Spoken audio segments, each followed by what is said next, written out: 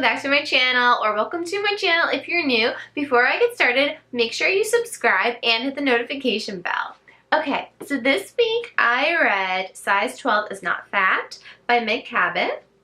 I thought this was pretty good. It was definitely like a very light read. It was nothing groundbreaking.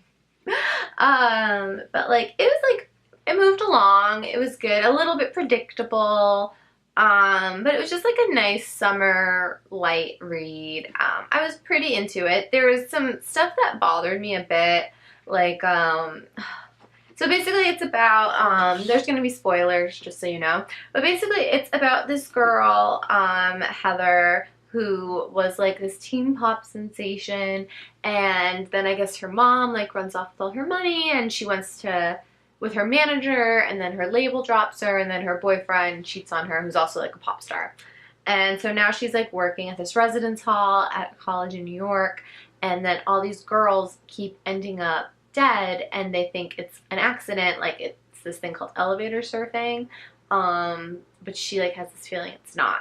And in the book, she's like living with her ex-boyfriend's brother, who's like the black sheep of their family, and there's like this whole little like love like storyline with him, but the thing that bothered me is that like it like never took off to anything. Like you kind of think he might like her during it, but it like even in the end I was like, oh, I just like wish there was more.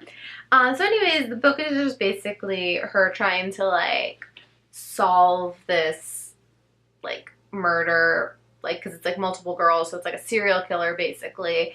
And in the end, like she solves it with the help of this guy Cooper, who's like her ex-boyfriend's brother.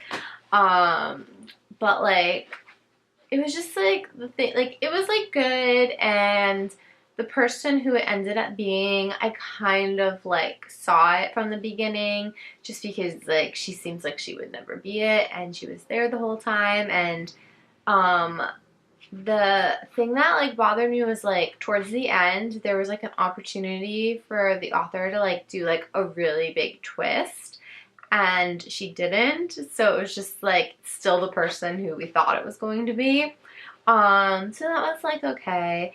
And then and like the whole book was like supposed to be like it was kind of like confused. It was like a murder mystery, but then it was like her trying to say like how size 12 is the average American woman size and it's not fat. It just kind of like didn't quite like come together in any way. Like it just was like her kind of like proclaiming size 12 is not fat, and then at the end when she has a standoff with the killer, there's like her proclaiming that more, which was weird. And also in the end the killer like kept just like making weird blonde jokes, and it just like felt like a really bad, if this was to like be a movie, it just kind of felt like a really bad like Lifetime movie where it's supposed to be dramatic but it's just hilarious because it's so bad.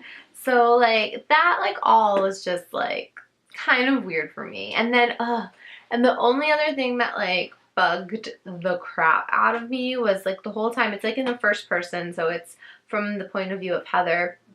And the thing that kind of bothered me was like in the beginning she kept like making the mistake of calling the dorms when in her job description you're supposed to call them residence halls, to make it feel like more homey. But like literally throughout the whole book she's like, and then the dorms, I mean residence halls. Like she says it so many times it's like not cute anymore. Like it's just sprinkled like I swear to God every other page, and that bothered me. So yeah, I mean like I would probably give this like a 5 out of 10. Like it was definitely like it read well, like it was easy, but there was just so much that was a little bit like cringeworthy, and I wasn't like a huge fan. And I haven't read like Meg Cabot books in a long time. Like the last time I literally read one was probably The Princess Diaries, which is fine. But